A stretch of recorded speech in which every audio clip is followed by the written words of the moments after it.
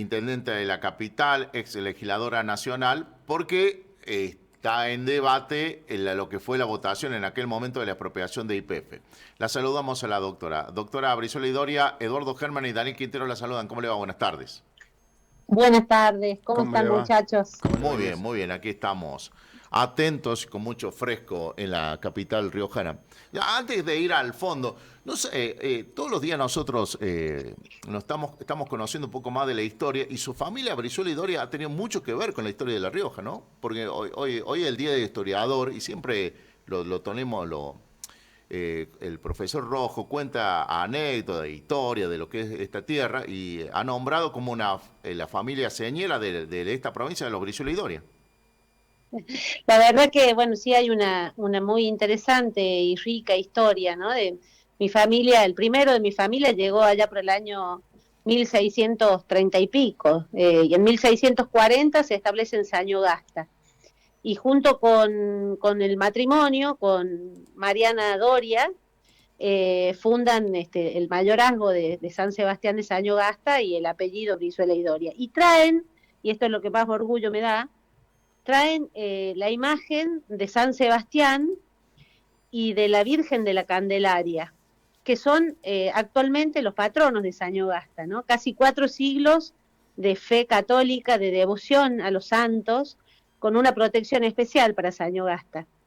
Y, y bueno, muchísimas intervenciones en la historia de La Rioja y de la Argentina, porque, bueno, siendo Ramón Brizuela Idoria gobernador de La Rioja, declara la primera autonomía, la que al decir de Bravo Tedín era la válida. La declara un día 26 de mayo de 1815, en un cabildo abierto. El pueblo, digamos, de La Rioja declara su autonomía, y de ahí viene Castro Barros como diputado por la provincia de La Rioja, al independizarnos nosotros de Córdoba, del Tucumán, que era de donde dependíamos. Por eso tenemos un Castro Barros en el Congreso de Tucumán, ¿no?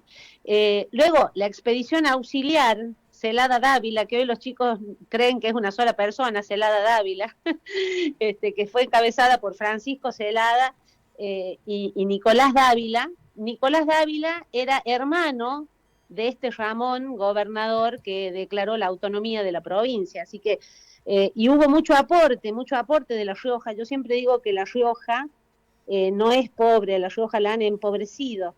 Y da cuenta de ello que en aquella época la provincia de La Rioja, el gobierno de La Rioja y el pueblo aportaron a la organización del Ejército de los Andes, de San Martín. Nosotros tenemos una carta en el archivo familiar, una carta de puño y letra del general José de San Martín, donde le agradece al gobernador Ramón Brizuela Idoria todo lo que el gobierno de La Rioja le mandó como provisiones para el ejército de los Andes. Y 2 años después, Eduardo, cuando Sí. se hace el cruce de los Andes para liberar Chile y después Perú, una de las columnas auxiliadoras dentro del plan maestro de San Martín, que es realmente un plan estratégico increíble, ¿no? Sin GPS, sin celulares, sin teodolitos, sin nada.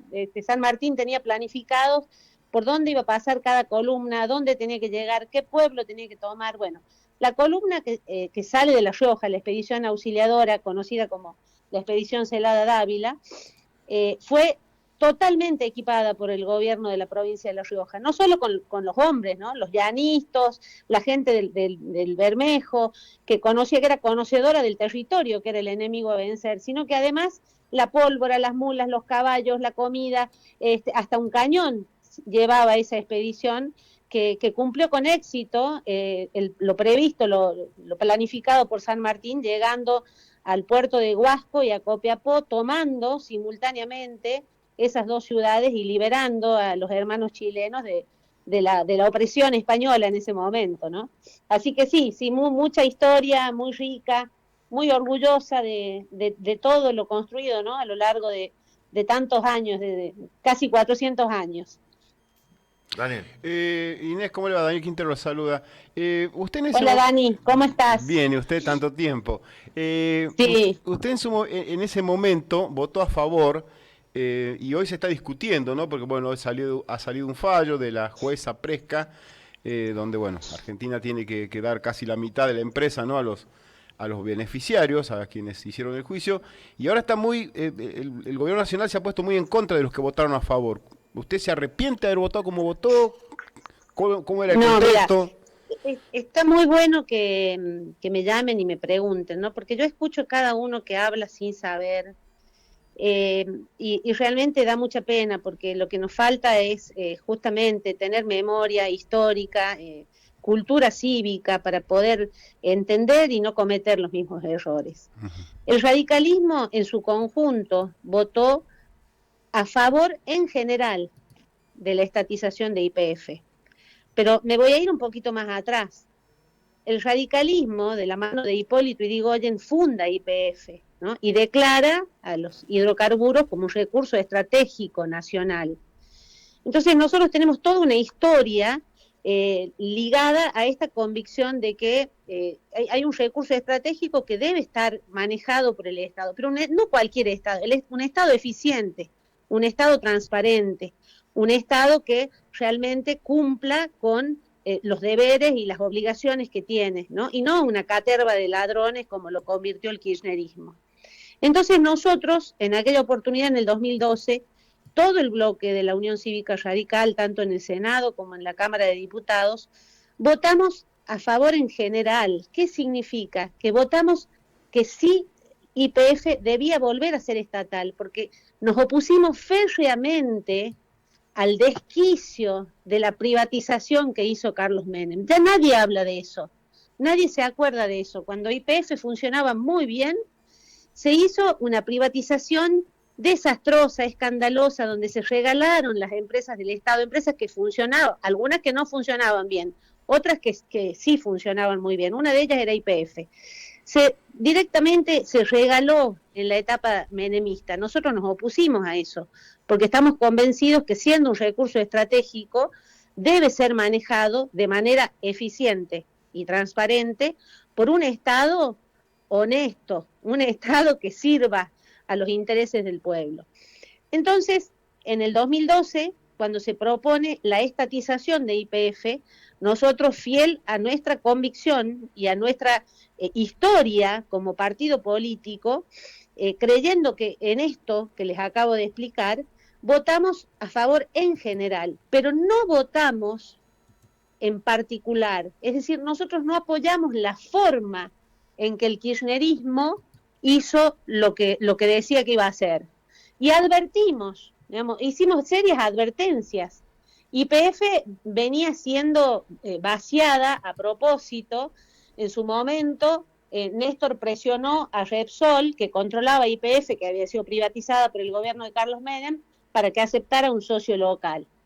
¿Qué socio? Bueno, justamente un amigo del propio Néstor, ¿no? Eskenazi, sí. El grupo Eskenazi, que era propietario del Banco Santa Cruz. Entonces, bueno, ahí empezó todo un proceso totalmente amañado. Nosotros nos opusimos a la forma que el kirchnerismo planteaba y presentamos un proyecto propio que, por supuesto, no llegó a votarse en el recinto, pero que nosotros defendimos, donde sí se respetaba la ley, donde sí se respetaba el reglamento de YPF, que es la ley de la empresa, y advertimos en ese momento las consecuencias que iba a traer lo que proponía hacer el kirchnerismo, que en definitiva lo hizo, y que fue un negocio redondo, ¿no? Cuando Eskenazi quiebra y vende el juicio de YPF al estudio Barford, a estos fondos buitres, y fíjense lo curioso, ¿no? ¿Saben quién fue el abogado que defendió, que representó a los Eskenazi en ese momento en la compra de las acciones? El abogado de la Cruz, que era el segundo de barra, puesto por Milei en la procuración del Tesoro de la Nación. A ver, Inés, no entendí. A ver, ¿cómo es el abogado de... Eskenazi. El abogado de los Eskenazi que pasaron a ser... el abogado del estudio de los fondos buitres, sí. Este famoso, el estudio Burford, sí. Burford, sí. Que son los fondos buitres, sí. ¿sí? Que le compran las acciones a Eskenazi. Bueno, quien representa a ese estudio en esa negociación es justamente este abogado de la Cruz. sea, todo muy raro, ¿no? Todo muy raro, Y muy amañado. Inés, los Eskenazi pasaron de ser dueños a acreedores, eso lo leí por ahí, ¿es falso eso o es verdad? Es que ellos venden y ellos se convierten también en Ah, acreedores. bueno. Es toda una maniobra pero muy perversa, muy retorcida, pero claramente un negocio que hicieron los Kirchner, por supuesto, con la complicidad de Axel Kicillof, violando toda la normativa interna de la empresa, y preparando todo para que esto se convierta en un gran negocio para unos pocos, que son los que están ahora demandándonos en los tribunales estadounidenses. Y Inés, acá yo sí. quiero hacer un llamado a la reflexión, A porque ver. me parece importante, ¿no? Esta mañana escuchaba especulaciones, bueno, ya no somos más dueños de YPF, ya no tenemos, no, sí, seguimos siendo dueños del 51% del paquete accionario, porque en primer lugar ese fallo no está firme, el gobierno anunció que lo va a apelar y yo espero que así sea, que lo apele. Eh, el Estado argentino tiene muchísimas herramientas para defenderse de este absurdo, eh, y tenemos que, como sociedad, incluso interpelar a toda la dirigencia política, porque la jueza de Estados Unidos nos está pidiendo que violemos una ley del Congreso. Le está ordenando al presidente de la Nación que viole una ley del Congreso de la Nación. O sea, se está inmiscuyendo en nuestra soberanía. Entonces, es momento que todas las fuerzas políticas coincidan en un pronunciamiento en donde nosotros defendamos nuestra soberanía y nos neguemos a cumplir con ese fallo que está atacando directamente a la soberanía del Estado de la nación argentina. Inés, se está hablando por estos días, lo he leído, de, no sé si en Chilecito o en Capital, o en Capital y en Chilecito, o en los dos lugares, están en conversaciones con la Libertad Avanza. Primero eso, antes de hacerle la pregunta. ¿Es así? No, la verdad que no hay No, perfecto. conversaciones, no. Porque lo iba a malquitar bueno, el diputado Menem, presidente de la Cámara de Diputados, hoy hace una lista de los que votaron, ¿no? De cómo se votó aquella ley, y la pone usted como que votó a favor, ¿no? A usted, a Julio Claro, pero Martínez. ahí, mira cómo, déjame hacerte un A aporte, Julio Martínez Dani. también lo nombra, ¿no?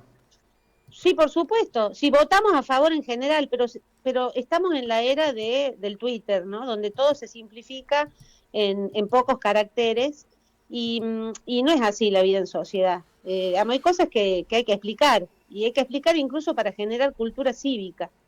Cuando se vota una ley en cualquier parlamento, sea en un consejo deliberante, en una legislatura provincial o en el Congreso de la Nación, primero se hace la votación que se llama en general. Votar en general significa si uno apoya el espíritu de la ley, el objetivo final, digamos, de la ley. Primero se vota en general.